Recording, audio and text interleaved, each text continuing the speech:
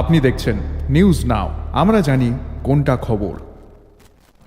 সংগঠনের নির্বাচনকে সামনে রেখে সভ্যপদ সংগ্রহ অভিযান শুরু করল ত্রিপুরা প্রদেশ যুব কংগ্রেস।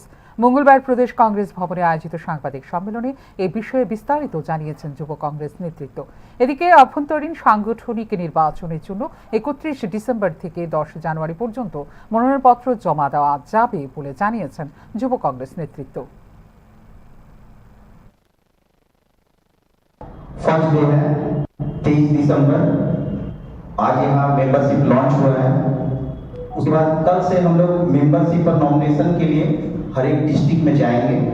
खास करके मैं जाऊंगा जहाँ पे डिस्ट्रिक्ट वाइज मीटिंग लूंगा और उनसे नॉमिनेशन और मेंबरशिप की जानकारी लूंगा।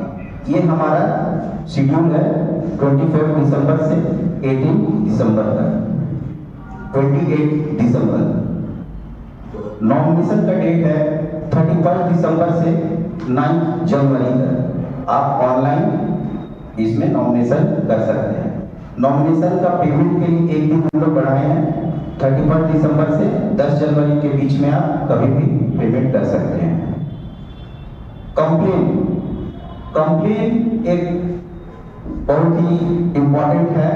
अगर ये प्रोसेस में जो भी लड़का चुनाव लड़ रहा उम्मीदवार है, उसका अगर आपको कंप्लेन करना है कि किसी भी तरह का, जैसे उसका एज बार है या वो पॉलिटिकल दूसरे ऑर्गेनाइजेशन से संबंध रखता है या जिस तरह से भी आपको लगता है कि वो सही नहीं है हमारी यूथ कांग्रेस के लिए, तो आप हमको कंप्लेन कर सकते हैं। कंप्लेन करने का तरीका जो है वो विथ IYC ऐप से ही आप कंप्लेन कर सकते हैं।